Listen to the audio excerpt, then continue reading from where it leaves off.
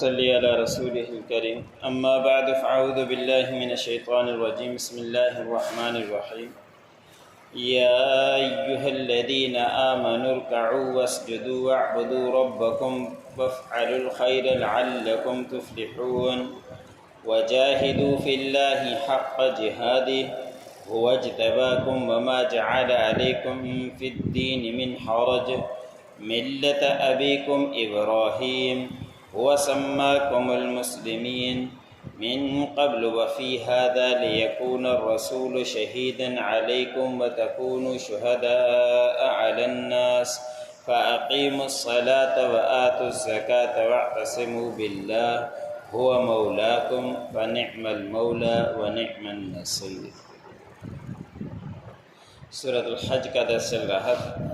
آج اسی سورت کے آخری 2 آیات تلاوت کی گئی اور آج سورت حج کا درس مکمل ہو گیا۔ ان آیتوں کے اندر اللہ رب العزت نے فرمایا کہ ایمان والو، اللہ رب کے لیے نماز پڑھو، رکوع کرو اور سجدہ کرو اور اپنے پروردگار کی عبادت کرو اور بھلائی کے کام کرتے رہو تاکہ تم کامیاب ہو جاؤ۔ اب یہاں پہ رکوع کرنے والوں کے ساتھ رکوع کرو، سجدہ کرنے والوں کے ساتھ سجدہ کرو، تو اس میں مفسرین نے لکھا ہے کہ جماعت کی نماز مراد ہے کہ جماعت کے ساتھ جب اور رکوع کرے تو آپ لوگ بھی رکوع کرو اور جب سجدہ کرے تو سجدہ کرو، تو یہ جماعت کی فضیلت کا حکم ہے۔ اور حدیث مبارک میں بھی آپ صلی اللہ علیہ وسلم نے جماعت کے ساتھ نماز پڑھنے کی سخت تاکید بھی بیان فرمائی ہے۔ آپ صلی اللہ علیہ وسلم نے فرمایا کہ جو اکیلے نماز پڑھی جائے اور جو جماعت کے ساتھ نماز پڑھی جائے، ایک حدیث میں 25 گنا زیادہ ہے اور دوسری حدیث میں 27 گنا تک اس کا اجر لکھا ہے۔ اس ہی حدیث مبارک میں ہے کہ آپ صلی اللہ علیہ وسلم نے فرمایا کہ جو شخص میرا دل چاہتا ہے کہ میں نماز کے وقت مصلی پر کسی اور کو کھڑا کروں اور میں چلا جاؤں ان گھروں کے اندر جہاں پہ مرد بلا وجہ گھروں کے اندر نماز پڑھ لیتے ہیں، جماعت کے ساتھ نماز پڑھنے کے لیے نہیں آتے، تو میں ان گھروں کو جا کے آگ لگا دوں۔ آپ صلی اللہ علیہ وسلم جیسا شفیق بھی اس طرح کے الفاظ کہہ رہا ہے کہ نماز کو جماعت کے ساتھ کیوں نہیں پڑھ رہے، گھروں کے اندر پڑھ رہے ہیں، ان گھروں کو آگ لگا دوں دل کرتا ہے۔ لیکن ان گھروں کے اندر عورتیں بھی ہیں اور چھوٹے بچے بھی ہوا کرتے ہیں، وہ جماعت کے مکلف نہیں ہیں، اس وجہ سے میں رک جاتا ہوں، ورنہ میرا دل کرتا ہے کہ ان گھروں کو جا کے آگ لگا دوں۔ تو نماز کی سخت تاکید آئی ہے کہ نماز کو پابندی کے ساتھ اور پھر جماعت کے ساتھ پڑھنا چاہیے، مسجد کے اندر ہی پڑھنا چاہیے۔ گھروں کے اندر پڑھ لینا اور کچھ وقت پڑھ لی کچھ وقت چھوڑ دی، ایسے نہیں کرنا چاہیے۔ پھر اللہ رب العزت نے فرمایا کہ بھلائی کے کام کرتے رہو، نماز کے ساتھ ساتھ جو اچھائی کے کام ہیں اپنے آپ کو برائی سے بچاؤ، صدقہ خیرات کرتے رہو، اپنے زبان کو بھی برائی سے بچاتا رہو، جتنا بھی ہو سکے بھلائی کے ساتھ کرتے رہو، کام کرتے رہو تاکہ اللہ رب العزت تمہیں کامیاب کر دے، اور اسی کے اندر کامیابی ہے۔ اگلی آیت کے اندر اللہ رب العزت نے فرمایا کہ اللہ کے راستے میں جہاد کرتے رہو، اور جیسا اس کے جہاد کرنے کا حق ہے۔ جہاد کے لغوی معنی ہے کہ کوشش کرنا، پھر وہ کسی طرح بھی ہو سکتی ہے۔ جو جہاد محادوں پر ہوتا ہے، کافر کے ساتھ لڑائی کے اندر ہوتا ہے، اس کو بھی جہاد کہا جاتا ہے، اور جو زبان کے ساتھ جہاد کیا جائے اسے بھی جہاد کہتے ہیں۔ جو قرآن پاک کے سیکھنے سکھانے میں وقت لگ رہا ہے، کوشش کر رہا ہے، اسے بھی جہاد کہا جاتا ہے۔ اور ایسے ہی جو قلم کے ذریعے جہاد کر سکتا ہے تو وہ قلم کے ساتھ جہاد کرے، وہ بھی جہاد کے اندر داخل ہے۔ جس طرح کی جہاں نوعیت ہو اس طرح کا وہ کام کرے، وہ جہاد کے اندر شامل ہوا کرتا ہے۔ آپ صلی اللہ علیہ وسلم نے فرمایا کہ ظالم حاکم کے سامنے حق بات کہنا یہ بھی ایک جہاد کی قسم ہوا کرتی ہے۔ تو جو ظالم ہیں، جو نافرمان ہیں، اس کے سامنے بھی حق بات کہنا جہاد کے درجے میں ہے۔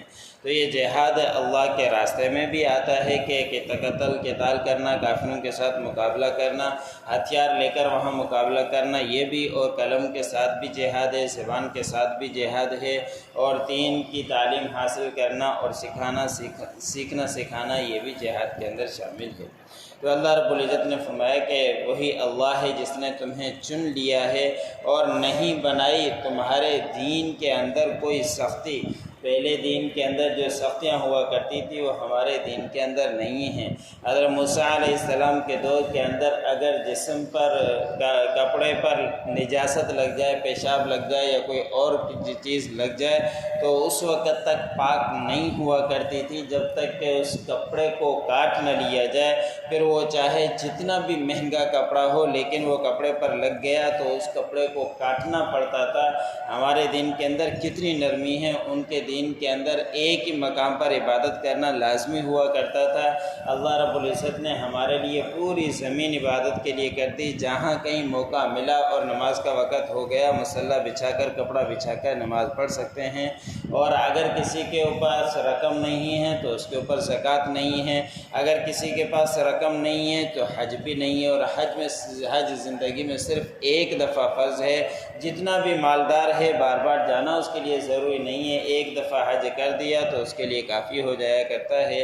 تو اللہ رب العزت نے فرمایا کہ تمہارے دین کے اندر ہم نے سختی نہیں رکھی، نرمی رکھی ہے۔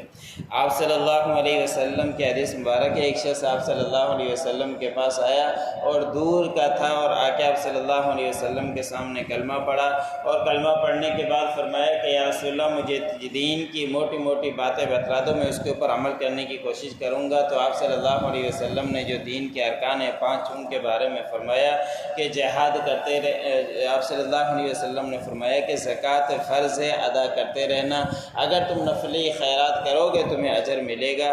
تو صحابی نے فرمایا کہ میں زکوٰۃ کا تو وعدہ کرتا ہوں لیکن نفلی صدقات کا وعدہ نہیں کرتا۔ آپ صلی اللہ علیہ وسلم نے فرمایا کہ 5 وقتہ نماز فرض ہے، اگر آپ نوافل زیادہ پڑھتے رہو گے تو آپ کو اجر ملے گا۔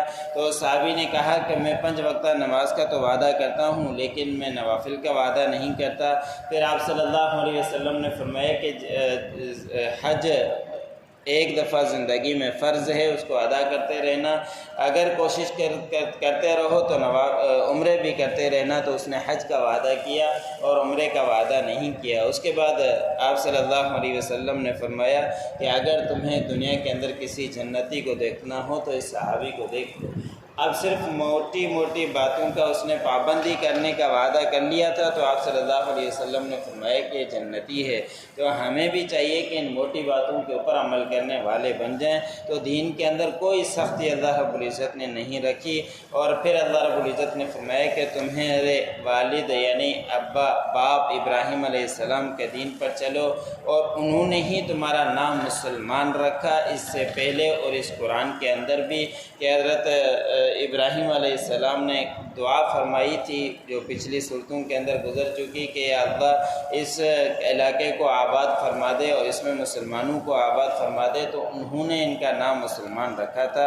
اور پھر اللہ رب العزت نے فرمایا کہ تاکہ ہو جائے رسول گواہ تمہارے اوپر اور تم ہو جاؤ ان لوگوں کے اوپر گواہ۔ اس آیت کے متعلق حدیث مبارک کے اندر آتا ہے کہ جب قیامت قائم ہوگی تو اس وقت حضرت نوح علیہ السلام اور دوسرے انبیاء اکرام کو اللہ رب العزت حاضر کریں گے کہ آپ لوگوں نے دین کی دعوت دی تھی، تو انبیاء اکرام اقرار کریں گے کہ ہم نے تو پیغام پہنچا دیا تھا، اور اس وقت ان کے امتی کہیں گے کہ ہمیں نبی نے کوئی بات نہیں بتلائی، ہمارے تک دین نہیں پہنچا۔ تو اس وقت اللہ رب العزت فرمائیں گے کہ تمہارے اوپر گواہی دینے والے گواہی دیں گے، پھر مانو گے۔ اس وقت حضور صلی اللہ علیہ وسلم کے یعنی ہم امتی گواہی دیں گے کہ اللہ نوح علیہ السلام نے اپنا پیغام پہنچا دیا تھا، لوط علیہ السلام نے بھی اپنا پیغام پہنچا دیا تھا۔ تو اس وقت وہ لوگ اعتراض کریں گے کہ یہ تو اس وقت تھے ہی نہیں، یہ کس طرح کی گواہی دے رہے ہیں؟ تو اس وقت وہ کہیں گے کہ ہمارے نبی نے آ کے یہ بات بتلائی تھی کہ نوح علیہ السلام نے دعوت دی تھی، لوط علیہ السلام نے دعوت دی تھی، ہر نبی نے دعوت دی تھی، یہ ہمیں آخری نبی نے یہ بات آ کے سکھلائی اور سمجھائی، جو بات قرآن پاک کے اندر یہ بات موجود ہے۔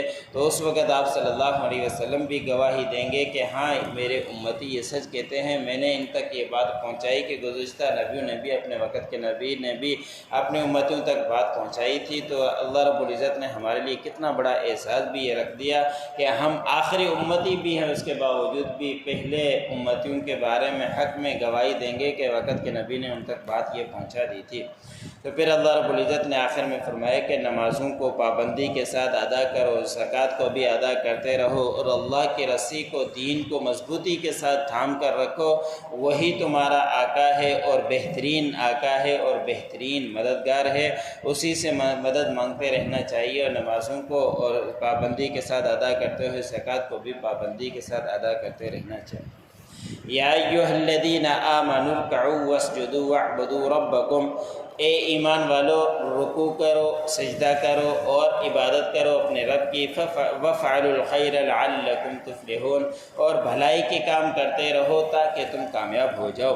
وجاہدوا فی اللہ حق جہادہ، اور اللہ کے راستے میں جہاد کرتے رہو جیسا کہ جہاد کرنے کا حق ہے۔ واجتباکم، اور وہی اللہ ہے جس نے تمہیں چن لیا۔ وما جعل علیکم فی الدین من حرج، اور نہیں بنایا تمہارے اوپر دین کے معاملے میں کوئی تنگی۔ ملت ابیکم ابراہیم، تمہارے باپ کا دین ابراہیم کا دین ہے۔ هو سماکم مسلمین، اسی نے تمہارا نام مسلمان رکھا۔ من قبل وفی ھذا، اور اس سے پہلے بھی اور اس قرآن میں بھی تمہارا نام مسلمان ہے، فرما بردار ہے۔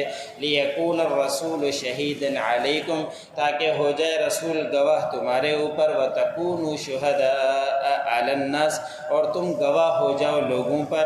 فاقیموا الصلاۃ وآتوا الزکوٰۃ، پس نماز کو پابندی کے ساتھ ادا کرو اور زکوٰۃ کی ادائیگی کرو۔ واعتصموا باللہ، اور اللہ کے دین کو مضبوطی کے ساتھ تھام کر رکھو۔ هو مولاکم، وہی تمہارا مولا ہے، آقا ہے۔ فنعم المولا، پس بہترین آقا ہے۔ ونعم النصیر، اور بہترین مددگار۔ جو پڑھا سنا